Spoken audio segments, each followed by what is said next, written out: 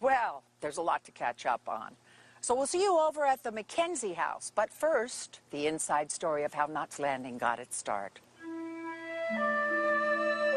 During the 1970s, there were a few television programs that were dealing with family life. The Waltons is the most famous. There was also Eight is Enough. I had the idea that I might like to do something a little more complex, taking 4 families and putting them together on a cul-de-sac in Southern California.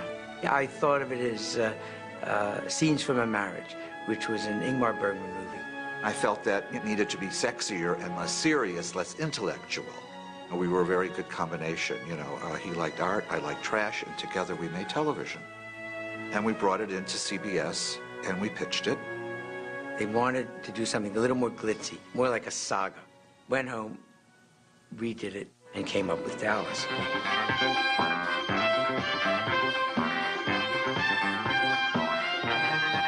After Dallas became the huge hit that it was, of course, the network called David Jacobs again and said, hey, that show about the married couples on that cul-de-sac, maybe we can move a Ewing into it.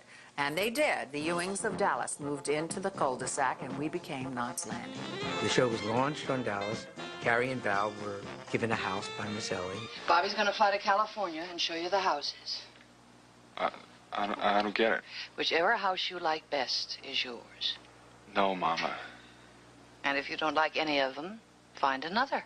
Oh, Miss Ellie, we couldn't. Joni and I did an episode of Dallas one week, and then the next week, Patrick Duffy came over and did an episode of Knots Landing to kind of introduce the show so that we could get some of that Dallas audience.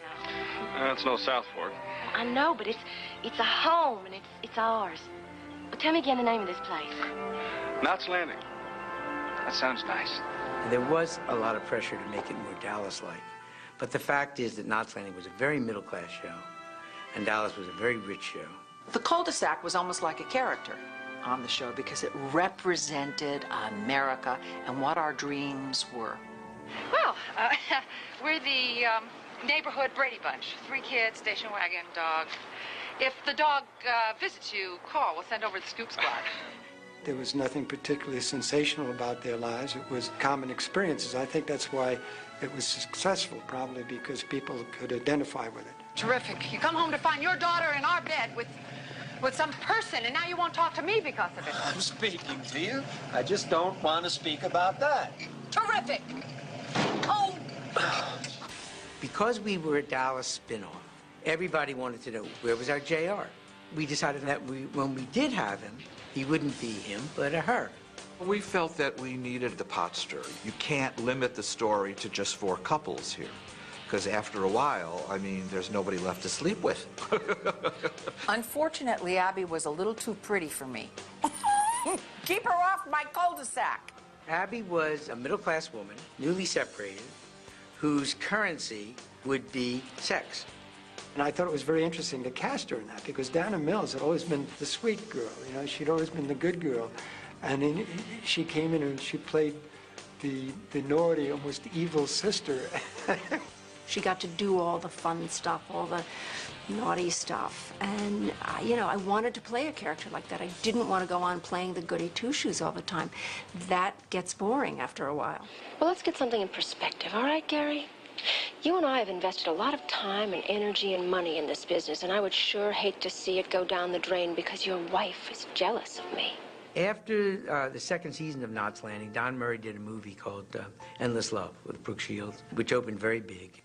One day he came to me and he said, I'm thinking of leaving the show. I said, what? At the end of the second season, it was a cliffhanger in that Sid, some criminals toyed with his brakes in his car and he went off a cliff.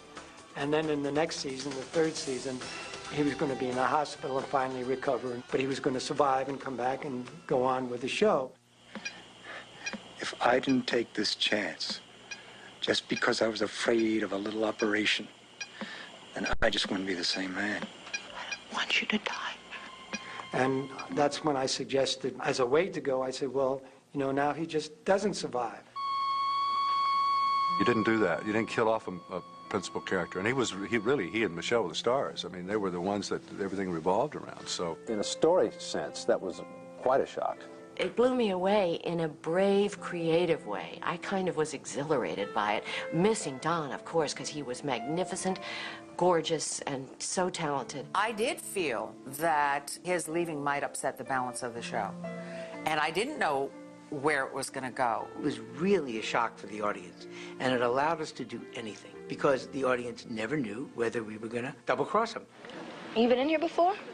One night for drinks? No. Well, you should come in some night and hear me sing. Maybe I will.